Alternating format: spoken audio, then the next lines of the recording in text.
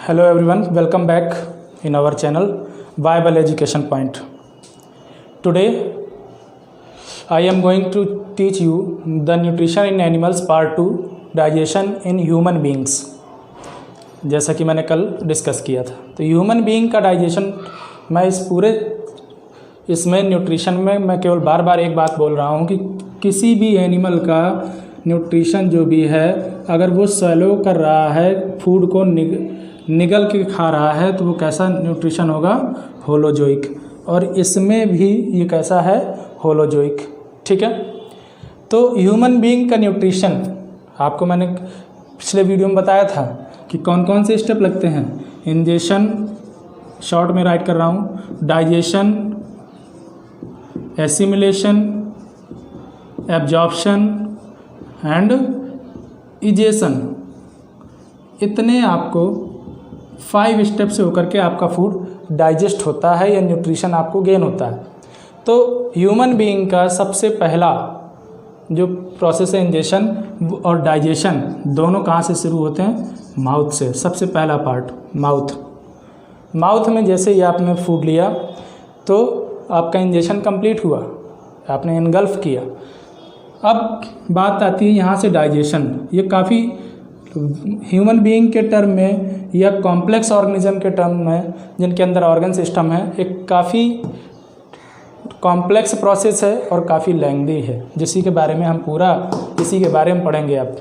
ठीक है, तो आप सबसे पहले हम बात करते हैं कि होता कहाँ से ये ह्यूमन बीइंग में न्यूट्रिशन जो होता है वो कहाँ पर होता है? डाइजेस्टिव सिस्टम पर।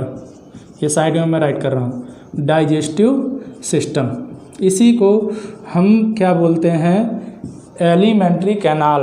एलिमेंट्री कैनाल हिंदी में क्या बोलते हैं? पाचन तंत्र। तो उसका सबसे पहला पार्ट है माउथ। माउथ में जो हेल्प करते हैं फूड को च्यू करने में, वो 4 टाइप के टीथ होते हैं। पहला होता है incisor, second one canine, third one premolar and fourth one molar. सबके अलग अलग फंक्शन भी हैं। ठीक है, मोलर आपको अगर इनका रेशियो याद रखना है तो 4, 2, 4, 6 इन ईच जॉ, हर एक जबड़े में इतने 4 इंसीजर, 2 कैनाइन, 4 प्रीमोलर और 6 मोलर। कितने हो गए? 4, 2, 6, 4, 10, 6, 16। ये 1 जॉ की है। ऐसे इतने ही सेकंड जॉ में भी होते हैं। और हमारे माउथ में केवल जो मूवेबल, जो हमारा स्कल है, उसमें एक मूवेबल बोन है। वो कौन सी है? Lower jaw. ये भी आपको याद रखना है। ठीक है, इतना क्लियर है। इंसीजर कटिंग के लिए यूज़ होता है, फूड को कट करेगा। कैनाइन फूड को टीयर करेगा, फाड़ेगा। प्रीमोलर और मोलर ग्राइंडिंग के लिए यूज़ होते हैं। ठीक है, तो इतना आपका प्रोसेस, जहाँ से आपका फूड का च्यू होना शुरू हुआ, जहाँ से टीथ का काम शुरू हुआ, वहाँ से आपका प्रोसेस डाइजेशन स्टार्ट हुआ। तो माउथ के डाइजेशन में, अब ध्यान से सुनते जाना सारे points, listen carefully. Salivary glands jaw के कॉर्नर्स पे होती हैं। कौन सी ग्लैंड? Salivary glands. अगर हिंदी मीडियम के स्टूडेंट देख रहे हैं तो इनको समझें लार ग्रंथियाँ। ठीक है, इनकी हिंदी क्या है? लार ग्रंथियाँ। तो ये कितनी होती हैं? 3 पेयर। कितनी? 3 पेयर ऑफ सेलिवरी ग्लैंड्स ये रहती हैं। और ये अपना एंजाइम रिलीज़ करती हैं। एंजाइम जो कौन सा है? सेलिवरी एमाइलेज रिलीज़ करती हैं। इस सेलिवरी एमाइलेज में टाइलिन नेम का एंजाइम होता है, जो क्या करता है, जैसे आप फूड चबाते हो तो आपको कुछ देर बाद हल्की उसमें मिठास समझ में आती है। ठीक है, तो इसका क्या मतलब हुआ? टाइलिन एंजाइम ही उसमें वो शुगर को, कॉम्प्लेक्स शुगर को सिंपल शुगर में चेंज करता है। बात समझ में आई? यानी कि फूड को टीयर करना, ग्राइंड करना, उसके बाद उसमें एंजाइम मिक्स करना, इतना काम होता है किस पर? माउथ पे। और इस होल प्रोसेस को हम क्या बोलते हैं? Mastication process. Which type of process? Mastication process. अगर इसकी डेफिनेशन आप राइट करना चाहोगे chewing of the food, simple एक वर्ड में एक लाइन में इसकी डेफिनेशन है, chewing of food in the mouth, that is mastication process. इसका काम फिनिश हो गया। क्लास 7th लेवल से बता रहा हूँ, इसलिए ज़्यादा डिटेल में नहीं, आपके लिए इतना सफिशियंट है। आगे, जब ये माउथ का काम फिनिश हुआ, the food is move toward the food pipe. Food pipe, इसको हम क्या बोलते हैं, इसको क्या बोलते हैं फूड पाइप को? फूड पाइप को, फूड पाइप आपका है यहाँ पर आएगा और वो कैसे जाता है? क्रंचिंग के जरिए जाता है फूड। क्रंचिंग कैसा?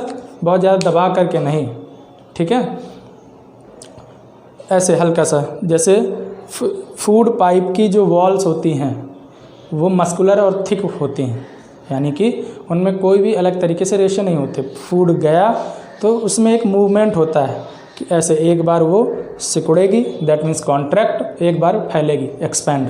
कॉन्ट्रैक्शन एंड एक्सपेंशन के जरिए फूड को वो नीचे की तरफ पुश करती है, और फूड पाइप को हम क्या बोलते हैं? Oesophagus. Oesophagus.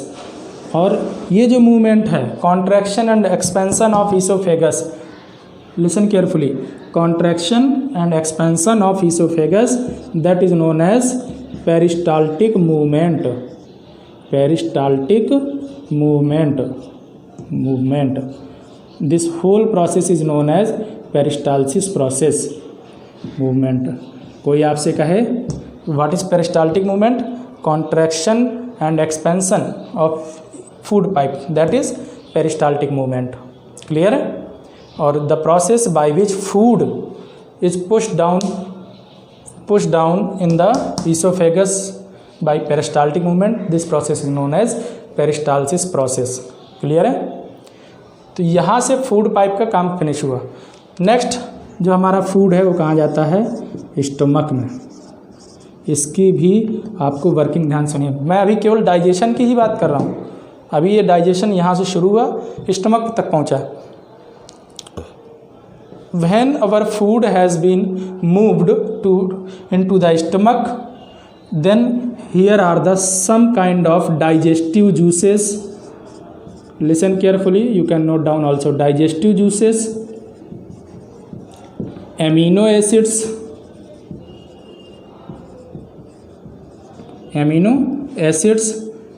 are mixed in the food and food becomes semi liquid। semi liquid मतलब जैसा आप वॉमिटिंग करते हो उस समय आपको कैसा फूड निकलता है वॉमिटिंग के टाइम पे, वैसा वो सब स्टमक में रहता है।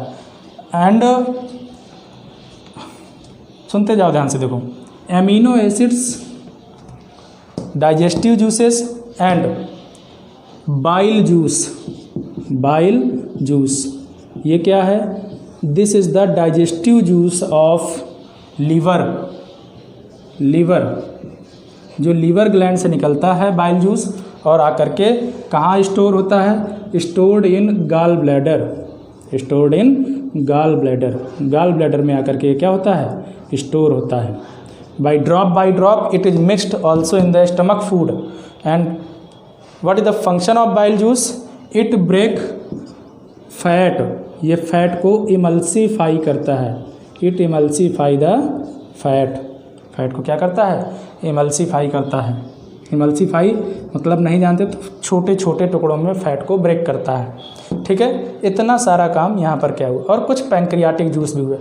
ठीक, डाइजेस्टिव जूसेस के नेम पर पे पेप्सिन और रेनिन, आपको याद रहे ये स्टमक से निकल करके मिक्स होते हैं, पेप्सिन एंड रेनिन। अब स्टमक की बात चल रही है तो जो एमिनो एसिड है वो कौन सा एसिड होता है उसमें? वो होता है हाइड्रोक्लोरिक एसिड, जिसका pH वैल्यू होता है 1, स्ट्रॉन्ग होता है। तब इतना स्ट्रॉन्ग एसिड हमारे स्टमक में आता है तो हमारे स्टमक को क्या होना चाहिए? स्टमक को जल जाना चाहिए। 1 pH, that means strongest type of acid. लेकिन क्यों नहीं जलता?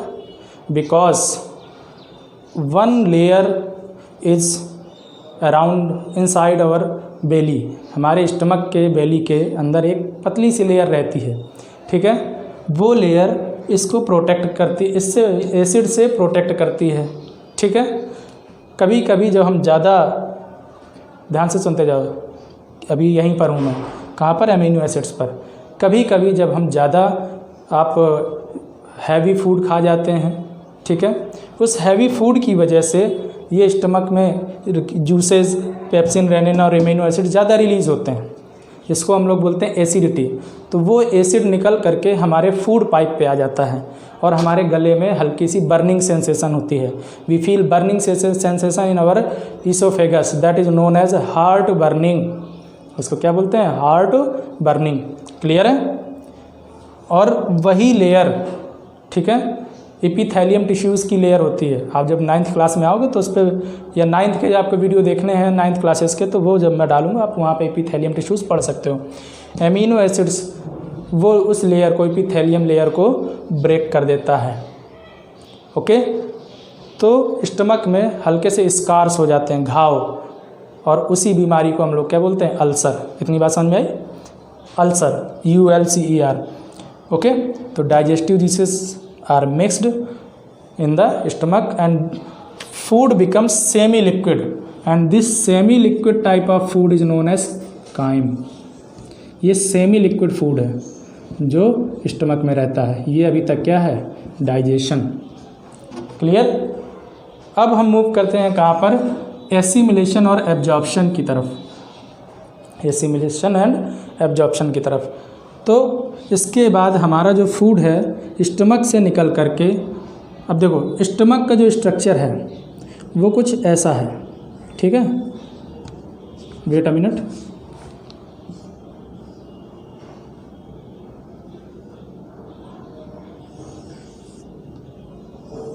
ऐसा जे शेप का स्ट्रक्चर है, ठीक है। तो यहाँ से आपकी स्मॉल इंटेस्टाइन का कनेक्शन शुरू होता है और ये पार्ट क्या कहलाता है? Duodenum. Duodenum, middle part jejunum, and last जहाँ से स्मॉल इंटेस्टाइन शुरू होती है उसको हम लोग बोलते हैं क्या? इलियम। याद रहेगा, 3 पार्ट्स होते हैं स्मॉल इंटेस्टाइन के, यहीं से जुड़ना शुरू होती है स्मॉल इंटेस्टाइन। तो डुडेनम, जेजुनम और इलियम, 3 पार्ट्स में स्मॉल इंटेस्टाइन हमारी डिवाइड रहती है। तो जो भी फूड है वो लगभग उसका पूरा का पूरा digestion, the whole digestion is completed in the stomach. Now the time to the assimilation and absorption. In small intestine there are finger like projection like this. Finger like projection are present in our small intestine. इसमें कुछ इस तरीके से blood capillaries होती हैं। Blood capillaries मतलब छोटी छोटी रक्त नलिकाएं, ठीक है। वो क्या करती हैं? जो फूड को क्रंच भी करती हैं, साथ साथ एब्जॉर्ब भी करती हैं। ऐसे assimilation, crunching and absorbing, assimilation and absorption. Here nutrients are absorb in the small intestine. Clear? Now the whole, after the whole absorption and assimilation, it is move toward the large intestine. कहाँ move किया जाता है उसको? Large intestine की तरफ। Large intestine में केवल और केवल एक काम होता है, वो क्या होता है? Absorption of water. Absorption of water and the waste material is removed from the small intestine with the help of rectum, और उसको हम लोग बोलते हैं फीसिस। जो आपका वेस्ट मटेरियल है, फीसिस। हिंदी जानना चाहोगे, टट्टी पोटी जो आप समझ सकते हो, ठीक है। फीसिस, इसके फॉर्म में ये रिमूव कर दिया जाता है कि कहाँ से? लार्ज इंटेस्टाइन से। क्लियर है? Do you understand? Large intestine के पार्ट्स आपको अगर याद नहीं है तो सुन लो, ठीक है। Ileum, rectum and one more thing, कि इसमें जो मेन फंक्शन होता है वो रेक्टम का ही होता है कि रेक्टम के थ्रू आपका क्या होता है? पूरा का पूरा वेस्ट मटेरियल रिमूव कर दिया जाता है। क्लियर है? Do you understand? तो फिर से एक बार रिवाइज करा दूँ।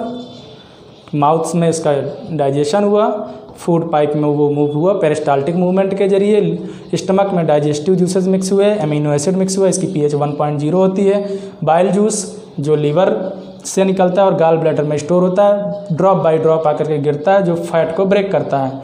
बाद में यही फूड मूव होता है कहाँ? स्मॉल इंटेस्टाइन में। स्मॉल इंटेस्टाइन को हम क्या बोलते हैं? इसमें केवल और केवल एक फिंगर लाइक प्रोजेक्शन होते हैं कुछ, जिनको हम क्या बोलते हैं, विली। और ये विली ही फूड को एब्जॉर्ब करते हैं और यहाँ से ये फूड हमारा लार्ज इंटेस्टाइन में जा करके, लार्ज इंटेस्टाइन में केवल वाटर का एब्जॉर्प्शन होता है, बाकी पूरा वेस्ट मटेरियल स्टोर रहता है और वो आप मॉर्निंग टाइम पे निकाल सकते हो। क्लियर है? इसी कंडीशन को जब फीसिस बिकम्स ड्राई, जब यहाँ पर आ गए हम तो इस पर भी हम बात करेंगे। When the faeces become dry, आपका जो फीसिस सूख जाता है, उस कंडीशन को हम लोग बोलते हैं कॉन्स्टिपेशन। अल्सर भी मैंने बताया था कि आपकी जो इनर लेयर है वो जब ब्रेक हो जाती है तो उसकी वजह से घाव हो जाते हैं, स्कार्स हो जाते हैं, जिसको हम लोग क्या बोलते हैं, अल्सर। वो स्टमक में होता है, कॉन्स्टिपेशन लार्ज इंटेस्टाइन से होता है। Do you understand? क्लियर? तो इस वीडियो को जब आप देखें और आपको अच्छा लगे, ठीक है, तो आप इसको लाइक करें, शेयर करें, सब्सक्राइब करें इस चैनल को, बाइबल एजुकेशन पॉइंट। और लेफ़्ट साइड में आपको एक कॉर्नर पे यहाँ पर एक बटन मिलेगा, आई बटन, उस पर आप क्लिक करके पिछले वीडियोस की लिंक देख सकते हैं। अगर आपको कोई डाउट है तो आप उस पर आकर के कमेंट भी कर सकते हैं, ठीक है। आप कुछ भी पूछ सकते हैं उसमें राइट करके, मैं उसको आपको रिप्लाई ज़रूर दूंगा। आप किसी भी लेवल का क्वेश्चन साइंस में ला सकते हैं। I can answer each and every type of question. Okay, that's all for today.